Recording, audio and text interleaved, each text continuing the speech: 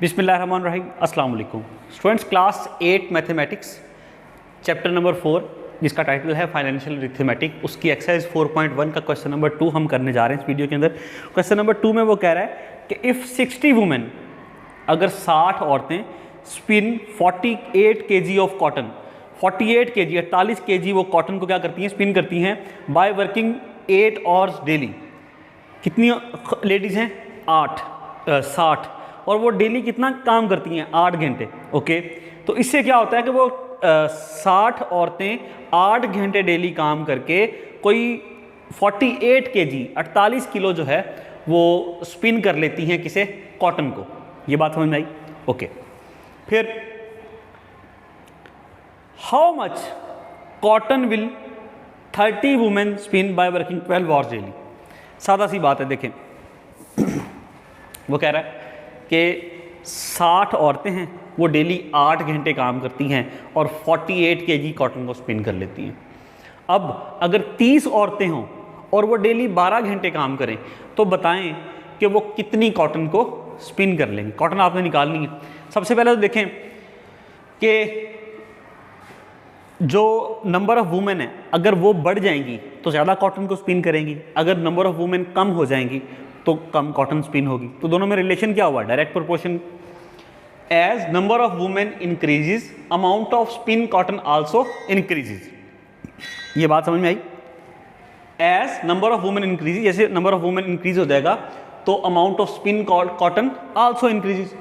So it is a direct proportion. ये बात समझ में आई? अच्छा, दूसरा, जैसे जैसे अगर 8 घंटे डेली काम करती हैं तो वो एक specific amount of cotton spin कर लेती हैं। अगर वो ज़्यादा घंटे काम करेंगी तो ज़्यादा कॉटन स्पिन करेंगी, अगर वो कम घंटे काम करेंगी तो कम कॉटन को स्पिन करेंगी। तो ये भी रिलेशन क्या हुआ? डायरेक्ट हुआ कि जैसे जैसे नंबर ऑफ आवर्स बढ़ाएंगे आपका जो आउटपुट है, जो प्रोडक्ट है, वो भी बढ़ जाएगा। तो यहाँ भी रिलेशन क्या हुआ? Direct. As working hours increase amount of spin cotton also increase, so it is also a direct proportion या डायरेक्ट रिलेशन। ये बात समझ में आई? अच्छा, अब जो हमने यहाँ फाइंड करना है वो क्या करना है कि कितनी कॉटन स्पिन करेंगी 30 औरतें डेली 12 घंटे काम करके, वो फाइंड करना है। इसको सपोज कर लें x, let quantity of spin cotton is equal to x, हमने सपोज कर लिया। ओके, 3 चीज़ें हमें दी हैं, वुमेन, वर्किंग आवर्स और कॉटन। अगर 60 वुमेन हो, 8 घंटे डेली काम करें तो क्या हो? 48 kg कॉटन को स्पिन करेंगी। वो कह रहा है 30 वुमेन हो, काम करें 12 घंटे, तो बताएं कितनी कॉटन को स्पिन करेंगी। रिलेशन देखते हैं। अगर नंबर ऑफ वुमेन डिक्रीज हो जाएगा तो कॉटन की अमाउंट भी डिक्रीज हो जाएगी। रिलेशन डायरेक्ट हो गया। ये कम तो ये भी कम, ये बढ़ेगा तो ये भी बढ़ेगा। ओके, दूसरा, अगर नंबर ऑफ आवर्स इंक्रीज हो गए तो इसकी वजह से कॉटन भी ज़्यादा जो है क्या होगी? स्पिन होगी। क्लियर हुई बात? अच्छा, अब चूंकि डायरेक्ट प्रोपोर्शन है तो यहाँ 60/30 किया आपने, 8 upon multiply by 8/12 equals to 48/x, क्योंकि रिलेशन क्या है? डायरेक्ट है। हमने यहाँ देखना होता है, ये देखें, ये भी डायरेक्ट और ये भी डायरेक्ट। अगर ये इन्वर्स होता क्या होता? फिर इसको उलट देते। ठीक हुआ? अच्छा, ये 48/x आ गया हमारा। अब इसको सॉल्व कर लेते हैं। ये कटता है, 0 से 0 कैंसिल हो गया। फिर 3 1 3, 3 2 6। यहाँ लिख दें 2/1 मल्टीप्लाई बाय, ये भी कटता है, कैंसिल होता है, 4 2 8, 4 3 12। तो क्या आया? Multiply by 2/3 equals to 48/x। Clear हुई ये बात? ओके, अब 2 2 4, 3 1 3 इक्वल्स टू 48/x। ये क्रॉस मल्टीप्लाई हो जाएगा, ये इससे मल्टीप्लाई होगा, ये इससे, 4 मल्टीप्लाई बाय x हो जाएगा equals to 48 multiply by 3। Okay, x यहाँ वैसे का वैसे ही है, ये 48 मल्टीप्लाई बाय 3 है और 4 वहाँ मल्टीप्लाई यहाँ आके डिवाइड हो जाएगा, 4 1 4 और ये हो जाएगा 12। अब 12 3 से मल्टीप्लाई होकर क्या आ जाएगा? 36। लें जी, ये हमारे पास x की वैल्यू आ गई क्या? 36। तो यहाँ पे हम राइट कर देते हैं जो हमारे पास आंसर आया x हमने सपोज क्या किया था क्वांटिटी ऑफ स्पिन।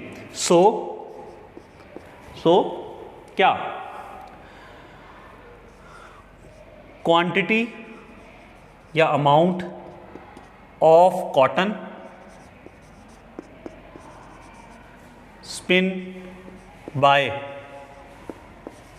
जो स्पिन करेगा कौन 30 वुमेन बाय वर्किंग, जो ये लिखा हुआ है ना वही लिख देना हमने, और क्वेश्चन के अंदर वही चीज़ हमने लिख देनी है, कोई ऐसा नहीं है। द क्वांटिटी या अमाउंट लिख ले of cotton spin by 30 women by working 12 hours daily 12 घंटे काम करके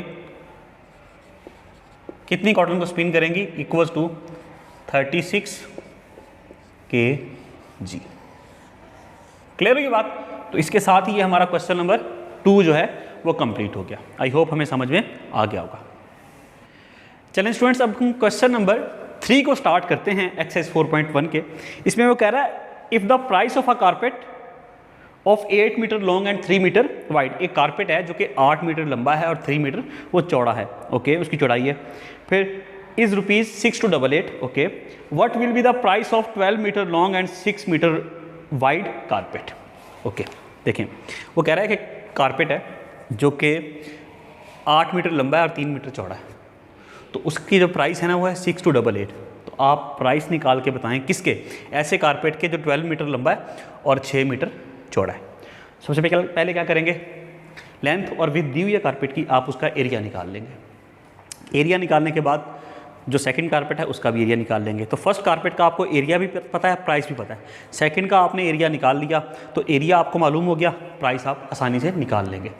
देखिए ना, कारपेट का जैसे जैसे छोटा कारपेट होगा उसके कम प्राइस होंगे, जितना उसका एरिया बढ़ता जाएगा उसके प्राइस बढ़ते जाएंगे। तो दोनों जैसे जैसे एरिया बढ़ा वैसे वैसे प्राइस बढ़े, दोनों में रिलेशन क्या हुआ, डायरेक्ट प्रोपोर्शन।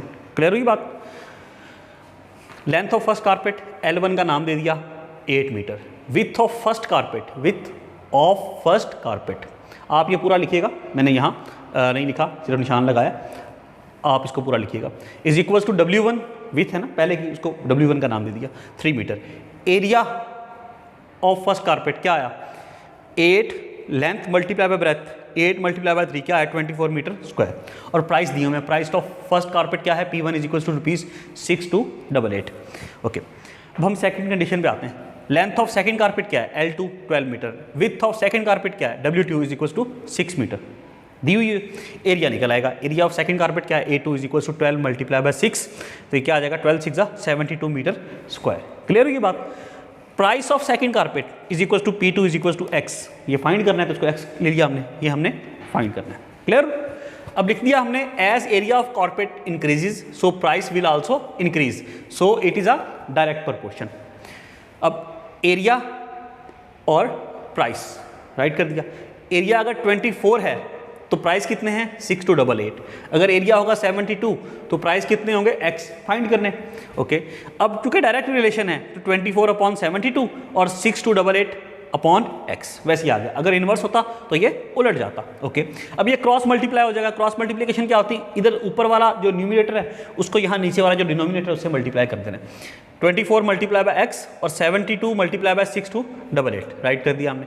अब देखें यहाँ 24X से क्या हो रहा है, मल्टीप्लाई हो रहा है, इधर शिफ्ट होगा तो क्या होगा, डिवाइड हो जाएगा। 6288 मल्टीप्लाई बाय 72 डिवाइड बाय 24। अब ये कटता है जी, 24 1 24, 24 3 72 कट गया। ओके, अब ये 3 जब 6288 से मल्टीप्लाई होगा क्या आंसर आएगा 18864।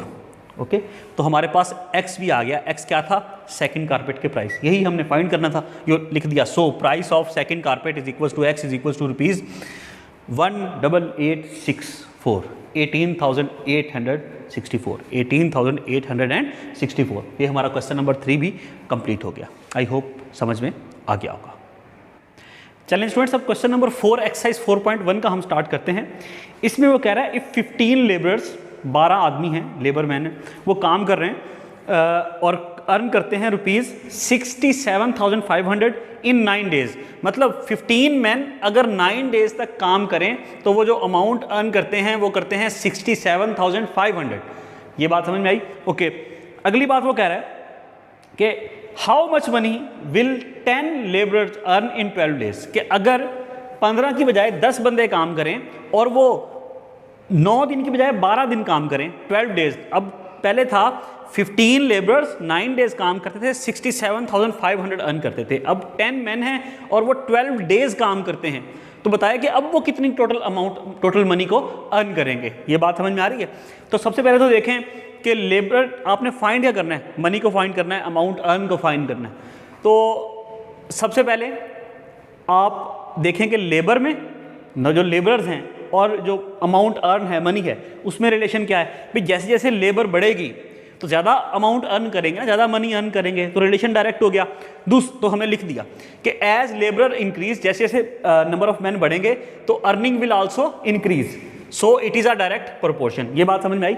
दूसरा सीन क्या है कि जैसे जैसे जितने ज़्यादा दिन काम करेंगे ज़्यादा अर्निंग करेंगे, ज़्यादा मनी को अर्न करेंगे, कम दिन काम करेंगे तो कम अर्निंग करेंगे। तो जैसे जैसे number of days, working days बढ़ेंगे वैसे वैसे अर्निंग इंक्रीज होगी। तो ये भी एक डायरेक्ट प्रोपोर्शन है, क्योंकि एक चीज़ बढ़ी तो दूसरी भी बढ़ रही है। As days increase earning will also increase, so it is also a direct proportion. ये बात समझ में आई? ओके, आपने फाइंड करना है मनी अर्न, तो लिख दें लेट मनी अर्न। जो फाइंड करना होता है वो एक्स सपोज कर लिया आपने। ओके, अब इसको लिखते हैं labourers ratio days ratio money. Okay, अब लेबरर्स 15 हो, डेज 9, तो कितनी अमाउंट अर्न करेंगे? 6,7,500। इसी तरह अगर लेबर 10 हो और 10 दिन तक 12 दिन तक काम करें तो कितनी अमाउंट अर्न करेंगे, कितनी मनी अर्न करेंगे? एक्स हमने सपोज कर ली। अच्छा, अब देखें लेबरर्स बढ़ेंगे तो अमाउंट अर्न बढ़ेगी, डेज बढ़ेंगे तो भी अमाउंट अर्न बढ़ेगी। तो सब में रिलेशन क्या है? डायरेक्ट का। तो लिख दिया, इसको वैसे का वैसे राइट कर देंगे। 15/10 multiply by 9/12 equals to 6,7,500 divided by x. Clear हुआ? अच्छा, अब ये कटते हैं जी। 15 और 10 दोनों 5 के टेबल में आते हैं। 5 3 ज़ा 15, 5 2 ज़ा 10। अब यहाँ आ गया 3। अब ये 3 12 से भी कटता है। 3 1 ज़ा 3, 3 4 ज़ा 12। ऊपर यहाँ क्या बचा? 1, नीचे क्या बचा? 2 लिख दिया। मल्टीप्लाई 9, नीचे क्या बचा हुआ है? 4 राइट कर दिया। यहाँ इक्वल्स टू 6,7,500 अपॉन एक्स हुआ। आगे लेके चलते हैं। अब 9 1 से मल्टीप्लाई होकर क्या हो जाएगा? 9। 4 2 से मल्टीप्लाई होकर क्या आ जाएगा? 4 2 ज़ा 8 और 6,7,500 अपॉन एक्स वैसे का वैसे ही आ गया। अब ये क्रॉस मल्टीप्लाई हो जाएगा। यहाँ नीचे वाला ऊपर वाले न्यूमरेटर से मल्टीप्लाई हो जाएगा और इसका डिनोमिनेटर इसके न्यूमरेटर, मतलब यहाँ नीचे वाला इस ऊपर वाले से मल्टीप्लाई हो जाएगा। ये इससे और ये इससे ऐसे मल्टीप्लाई होगा।